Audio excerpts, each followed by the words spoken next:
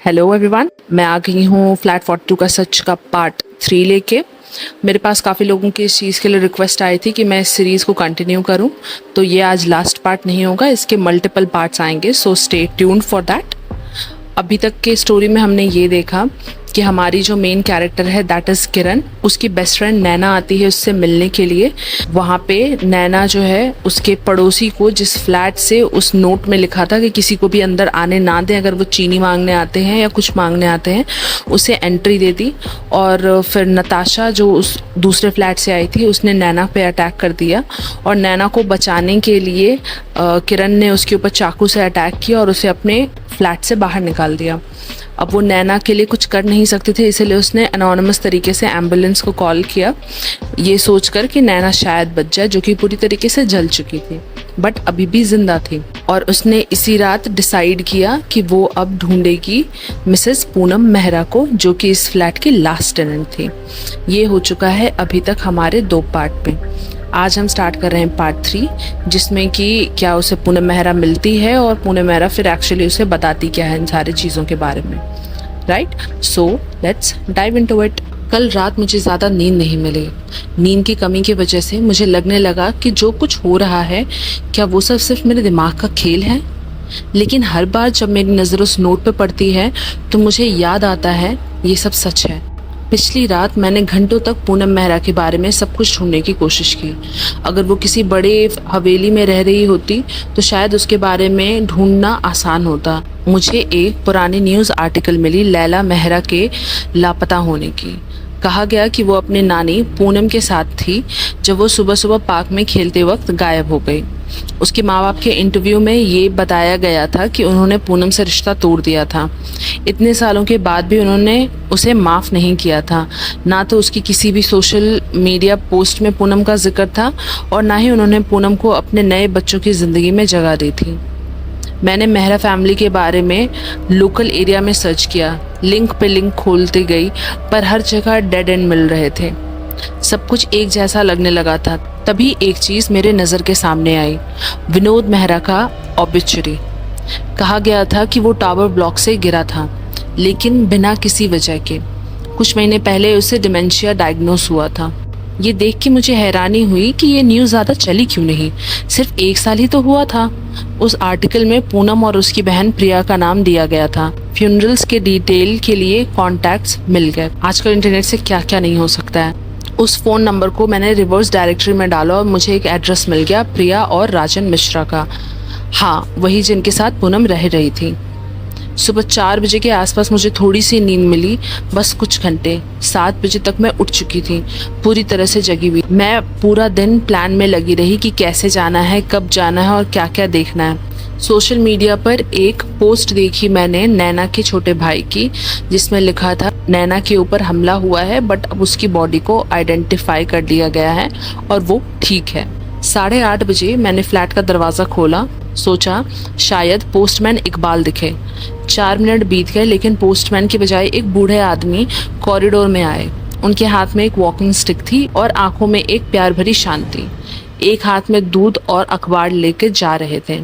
उन्होंने मुस्कुराते हुए मुझे गुड मॉर्निंग कहा। मैं भी मुस्कुराती। मुझे उन्हें देखकर अपने नाना जी याद आ गए। थोड़ा आगे जाकर वो रुक गए, फिर पलटकर मुझे डायरेक्टली आंखों में देखा। उनके चेहरे पे एक सॉफ्ट सी सिंपैथी थी। उन्होंने कहा, संडे को पोस्ट नहीं आती, अगर आप उसका इंतज़ार कर रही थी तो। फिर एक जानकारी भरी मुस्कान के साथ वो अपने फ्लैट का ताला खोलने लगे। दरवाज़ा बंद हुआ और पीप होल के ऊपर जो नंबर दिखाई दिया वो था फ्लैट 48। तब मुझे समझ आया कि पूनम किस मिस्टर पटेल के बारे में कह रही थी। मैं अपने फ्लैट में सोफे पर बैठी थी, थकी सी एक गहरी सांस लेते हुए लैपटॉप पर खुले हुए टैब्स को घूरती जा रही थी। करीब 9:15 पर बालकनी के दरवाजे पर दस्तक देना शुरू हो गया। वो विंडो क्लीनर फिर वापस आ गया था। इस बार मुझे उतना डर नहीं लगा जितना पहली बार लगा था। इस बार तो बस गुस्सा आ रहा था। थकान से चूर मेरी बॉडी में जितना भी कंट्रोल बचा था, मैं उसे यूज कर रही थी सिर्फ इसीलिए कि उसे कुछ कह ना दूं। उसकी मासूमियत जैसी लगने वाली बातें और इरिटेट कर रही थी मुझे। करीब 20 मिनट तक वो मुझे घूरता रहा और दस्तक देता रहा। मेरे सिर में दर्द होने लगा था तो मैंने एक बैग उठाया और फ्लैट से निकल गई। मैंने सोचा अभी नहीं तो कभी नहीं। अगर मुझे राजन मिश्रा के घर जाके उस औरत की बहन से मिलना ही था जिसने ये अजीब सा फ्लैट छोड़ा था, तो अभी ही सही। अगर एड्रेस पुराना निकला या राजन मिश्रा वो लोग नहीं निकले मैं जिसकी तलाश में हूँ, तो चाहे सुबह जाऊँ या शाम, बेवकूफ़ तो लगूंगी ही। और सच कहूँ तो मैं उस विंडो क्लीनर की आंखों का सामना और नहीं कर सकती थी। उन आंखों में कुछ था, जैसे वो दरवाज़ा खुलवा के ही मानेगा। मैं जब बिल्डिंग के हॉलवे में पहुंची तो लिफ्ट की तरफ देखा, पर डिसाइड किया कि आज मैं सीढ़ियाँ लूँगी। उस छोटी सी मेटल बॉक्स में ऐसे जा सकती थी जहाँ शायद मेरे पार्टनर की दर्दनाक मौत हुई हो। सिर्फ उस लिफ्ट को देखकर ही मेरी जान निकल रही थी। सीढ़ियाँ भी लिफ्ट की तरह ही गंदी और पुरानी सी थी। हमने मूव इन वाले दिन काफ़ी बार ये सीढ़ियाँ यूज़ की थी, पर तब मैंने ध्यान नहीं दिया था या उतना ऑब्जर्व नहीं कर पाई थी जो अब कर रही थी। मुझे वो रूल्स याद आए और ये अजीब सा बिल्डिंग। हर फ्लोर पर लैंड करते वक्त वॉल्स पर बुरे तरीके से पेंट किए गए नंबर्स पढ़ते जा रही थी। इस बिल्डिंग में कुछ भी सीधा नहीं था। मैं नंबर को देखती जा रही थी। 7 6 5 5 4 3 4 2 G। शायद मेरी नींद की कमी का असर था, पर मेरी लेग्स भी कह रही थी कि मैं 6 से ज़्यादा फ्लोर उतर चुकी हूँ, जैसे सिस्टम ग्लिच कर गया हो। नीचे के स्टेयरवेल को देखा, अंधेरा लग रहा था, जबकि मेन बिल्डिंग के ग्लास डोर से धूप अंदर आ रही थी। नोट में तो कहीं भी ग्लिची सीढ़ियों के बारे में जिक्र नहीं था। शायद मैं ही पागल हो रही हूँ। जैसे ही मैं बिल्डिंग से निकलने को मुड़ी, एक औरत अंदर आई। उम्र में लेट 30s या अर्ली 40s की थी और उसके साथ 2 छोटे बच्चे थे, एक लड़का और एक लड़की। लग रहा था ट्विंस हैं। दोनों के बाल लाइट ब्राउन थे और उनकी आंखों में एक पपी जैसी गहराई थी। 6-7 साल से ज़्यादा नहीं लग रहे थे। जेंडर अलग होने के बाद भी वो ट्विंस काफ़ी आइडेंटिकल लग रहे थे। मुझे बच्चों से खास लगाव नहीं था, पर ये दोनों काफ़ी क्यूट थे। उस औरत के बाल शॉर्ट बॉब कट में थे, सामने से थोड़े लंबे और परफेक्टली हाईलाइट किए हुए। उसका चेहरा उतना ही थका हुआ लग रहा था जितना मैं महसूस कर रही थी। पर जैसे ही उसने मुझे देखा, अपने बालों में हाथ घुमाया, शायद सुबह सुबह जल्दी में मिस हो गया होगा। हाय, आप यहाँ किसी से मिलने आई हैं? उसने कैजुअल से स्माइल के साथ पूछा। नहीं, मैं अभी अभी यहाँ शिफ्ट हुई हूँ, फ्लैट 42 में, 7th फ्लोर पे। बस अभी निकल रही थी, मैंने कहा। आप कहाँ रहती हैं? मुझे जाना था। मैं अपने आप को काफ़ी हिम्मत दे चुकी थी पूनम से मिलने के लिए, पर बदतमीज़ी नहीं करना चाहती थी। मैं फ्लैट 26 में रहती हूँ। मेरा नाम टीना है। ये अदिति और आदित्य हैं। उसने अपने स्कर्ट के पीछे छुपे 2 छोटे बच्चों की तरफ इशारा किया। Welcome to the block. अगर कभी कुछ चाहिए हो तो ज़रूर बताना। मेरा नाम किरण है। बहुत अच्छा लगा आपका ये जेस्चर, थैंक्स। मैं ज़रूर याद रखूँगी। वैसे एक बात पूछनी थी, स्टेयर्स में कुछ प्रॉब्लम है? मैं सडनली रुक गई ज़्यादा डिटेल में जाने से पहले। प्रॉब्लम तो कुछ नहीं है, बस कभी कभी स्किप कर जाते हैं, उसने शोल्डर अपने श्रग करते हुए कहा। मुझे अभी जाना है, लेकिन आपसे मिलकर अच्छा लगा टीना। बाय द वे, यहाँ एक रेसिडेंट कमेटी है। हर ट्यूसडे को मीटिंग होती है अलग अलग फ्लैट्स में। इस बार माला जोशी के फ्लैट 31 में है। आना ज़रूर, हम सबको अच्छा लगेगा। टीना ने हाथ हिला के बाय बोला। मैं बिल्डिंग के बाहर निकली और मेरी तबीयत बिगड़ने लगी। हर मोमेंट उस नोट को और रियल बना रहा था। हर लफ्ज़ जैसे मेरे सामने जिंदा हो रहे थे।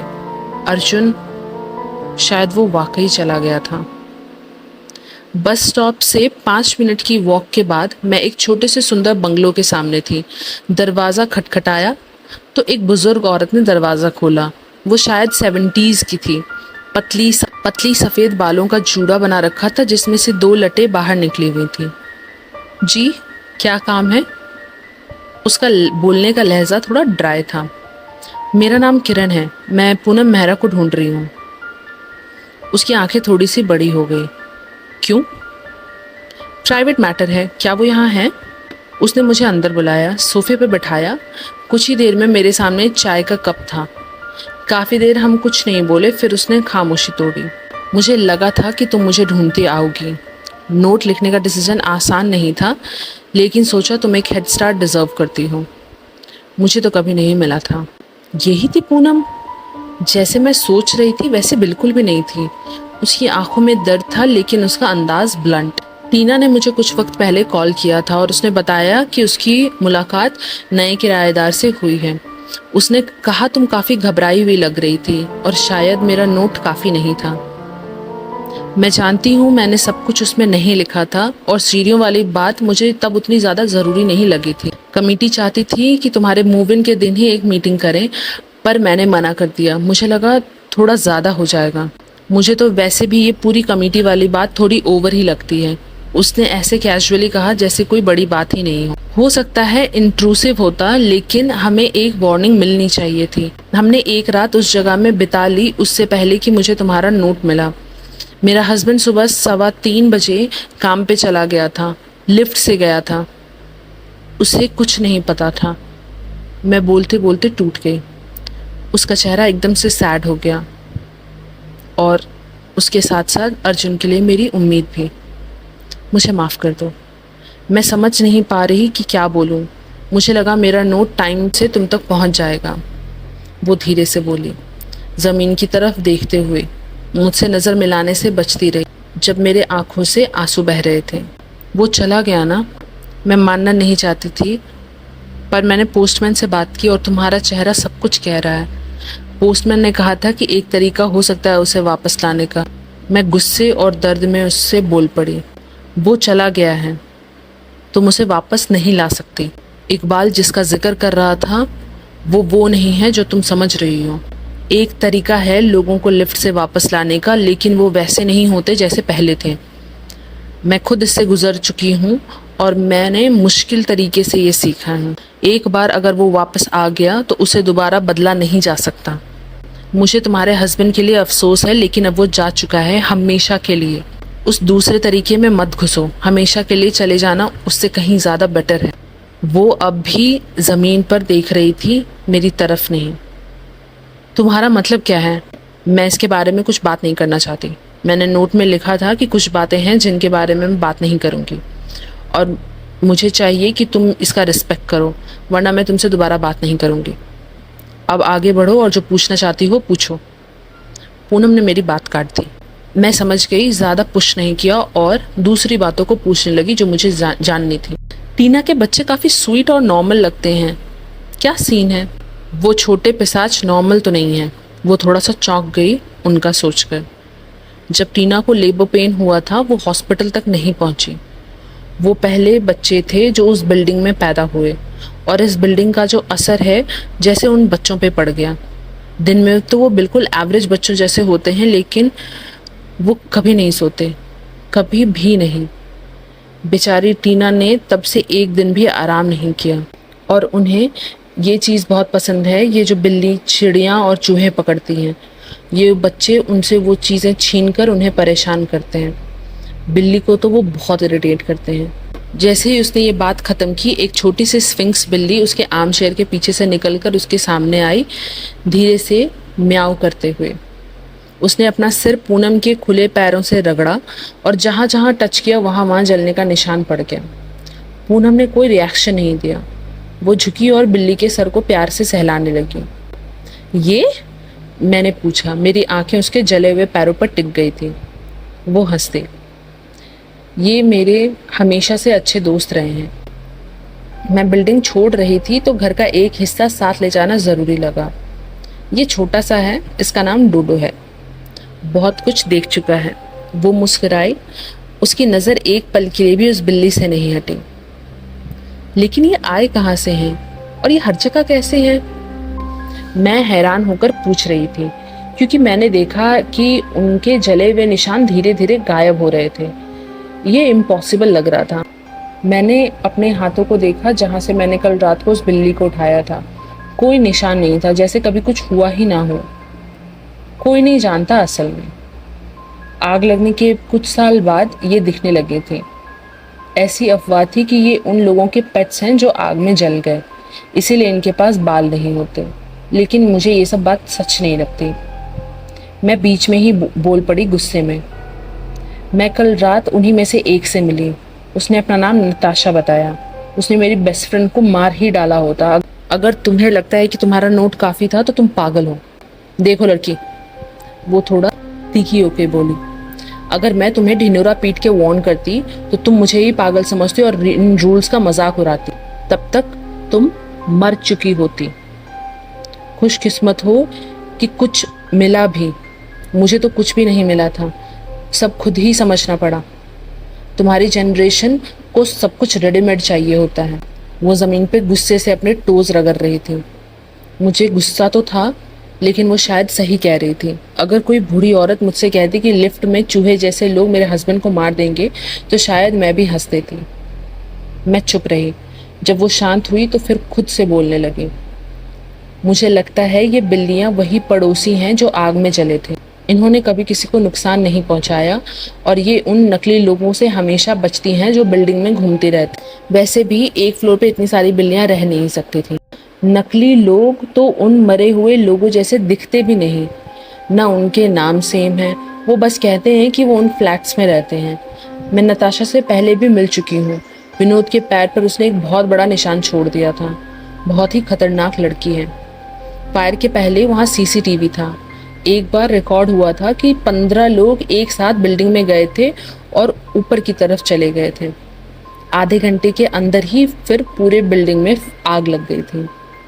यही एक सबूत था। सीसीटीवी की क्वालिटीज 80s में खराबी थी, तो उनकी कभी पहचान ही नहीं की जा सकी और आग में बाकी जो भी कैमरेज थे वो पिघल। मुझे लगता है वही लोग आज चीनी मांगने आते हैं। मुझे और कुछ नहीं पता, पर अगर तुम उनसे दूर रहो जैसा मैंने कहा था, तो तुम्हें और जानने की ज़रूरत भी नहीं है। वो बिल्लियों से नफरत करते हैं। मैं दुआ करती हूँ कि तुम्हारी दोस्त बच जाए, लेकिन मैंने देखा है कि ये लोग क्या कर सकते हैं, तो हो सकता है कि उसका मर जाना ही बेहतर हो। पूनम अब भी डोडो को प्यार से सहला रही थी। उसकी उंगलियों की स्किन पिघल रही थी, लेकिन उसे जैसे महसूस ही नहीं हो रहा। तुम्हारे हस्बैंड का क्या हुआ? मेरे मुंह से निकल गया। मुझे याद ही नहीं रहा कि वो टॉपिक था जिसके बारे में वो नोट में बात नहीं करना चाहती थी। वो गुस्से में देखते हुए बोली, मैंने कहा था ना, मैं उस बारे में बात नहीं करना चाहती। मैंने अपनी जिंदगी का प्यार खोया है, मुझे कुछ तो जानने का हक है। मैं ऑलमोस्ट गिड़गिड़ा गई। विनोद के साथ क्या हुआ उसे जानकर तुम्हारा कुछ नहीं होगा। तुम सोचती हो कि बिल्डिंग में सब मौत किसी अजीब रूल या छुपी हुई चीज़ों की वजह से होती है, लेकिन हर बार ऐसा नहीं होता। हम 35 साल तक वहाँ रुके थे। विनोद को सब रूल्स पता थे। हमने वहाँ खुश रहना सीख लिया था। वही हमारा घर था। मुझे पूरा भरोसा है आप पर मिसेस मेहरा, माफ़ कीजिए। मैं बीच में बोल पड़ी। विनोद को डिमेंशिया हो गया था। मरने से 6 महीने पहले ही शुरू हुआ था और उसकी हालत बहुत जल्दी बिगड़ गई। आखिरी दिनों में वो भटकने लगा था। डॉक्टर्स ने कहा था कि ये आम बात है, लेकिन इस बिल्डिंग में तो ये बहुत खतरनाक था। मैं कई बार उसे लिफ्ट से खींचकर हटा चुकी थी। उसने रूल्स भूलने शुरू कर दिए थे। उसने उन्हें उस घटिया विंडो क्लीनर को 3 बार अंदर बुलाया था। मैं बालकनी के पास एक बड़ा लोहे का पाइप रखती थी, उससे उस आदमी को भगा देती थी। वैसे कुछ भी उससे रोक नहीं सकता। मुझे लगता है तुम उससे मिल चुकी हो। के बाद भी विनोद ने एक छोटी सी लेकिन जानलेवा गलती कर दी। उसने डोडो के लिए 10 बजे सुबह खाना रख दिया। मैं, टीना और कमेटी की औरतें साथ शॉपिंग के लिए गई हुई थी और जब मैं वापस आई, पूनम की आवाज़ भर आई। मैं उसके कंधे पे हाथ रखा। मैं उसका दर्द समझ सकती थी। वो जानवर उसे खा रहे थे। वो रो पड़ी। मैंने उस क्रिएचर को पाइप से मारा और फिर विनोद को बालकनी से धक्का दे दिया। वो भारी था, लेकिन मैं नहीं चाहती थी कि किसी को पता चले कि असल में क्या हुआ था। उसके दांतों की आवाज़ इतनी गंदी थी और वो मुझे रिमाइंड करवा रही थी, लैला। मैंने उसका सेंटेंस पूरा किया। मुझे नहीं करना चाहिए था, लेकिन मैं उसकी कहानी में इतनी डूब गई थी कि मेरे मुंह से निकल गया। तुम इकबाल से मिली थी? उसने हैरानी से पूछा। मैं उस छोटी सी लड़की को दर्द नहीं देना चाहती थी। मैं उससे बेपनाह प्यार करती थी। उसकी आंखों में आंसू बह रहे थे। डोडो उसके पास सोफे पे आ गया और उसके साथ चिपक गया। कभी तुम्हारा मन नहीं किया उसे वापस लाने का? मैं उस नोट और पोस्टमैन के हिंट्स के बारे में सोच रही थी। मुझे अर्जुन की बहुत याद आती है। मैं कुछ भी करने को तैयार हूँ उसे वापस लाने के लिए। उसका चेहरा एकदम हॉरर और शर्म में भर गया। ऑफ कोर्स किया था, उसने कहा, इसलिए तो मैं कह रही हूँ कि कभी मत करना। पर मैं नहीं रुकी। पर पर कुछ भी तो बेहतर होगा ना उसके हमेशा चले जाने से। मैं जिद पर आ गई। काश नहीं आती। पूनम गुस्से से खड़ी हुई, हाथ से सिग्नल किया कि मेरे पीछे आओ। हम बंगलों के पीछे एक गार्डन में गए।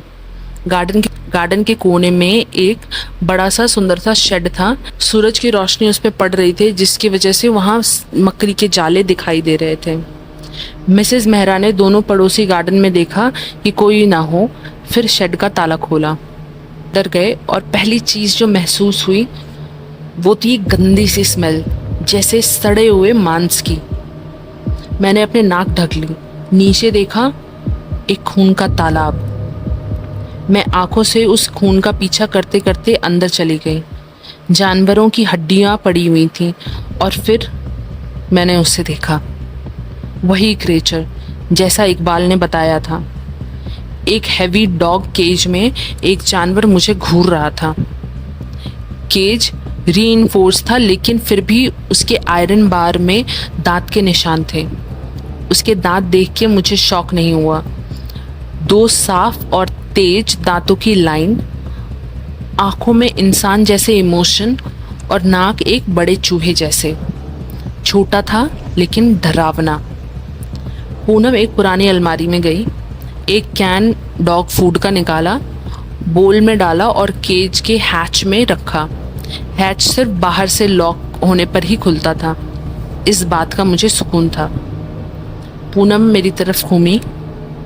उसने अपने चेहरे के पास के बालों को कान के पीछे किया और क्रीचर की तरफ इशारा किया और बोली, किरण, मैं तुम्हें अपनी पोती लैला से मिलवाना चाहती हूँ। Well, that was today's video. अब नेक्स्ट पार्ट आएगा जिसमें एक्चुअली पता चलेगा कि लैला के साथ हुआ क्या था और क्या किरण अर्जुन को वापस ला सकती है या नहीं, और लैला का ये हश्र देखने के बाद क्या किरण अर्जुन को वापस लाना भी चाहेगी या नहीं। So stay tuned for that. मैं 2 दिन में फिर से नेक्स्ट पार्ट लेके आऊँगी। एंड अभी इस सीरीज़ को अपना प्यार देने के लिए thank you so much, and I will see you in my next video. Bye bye.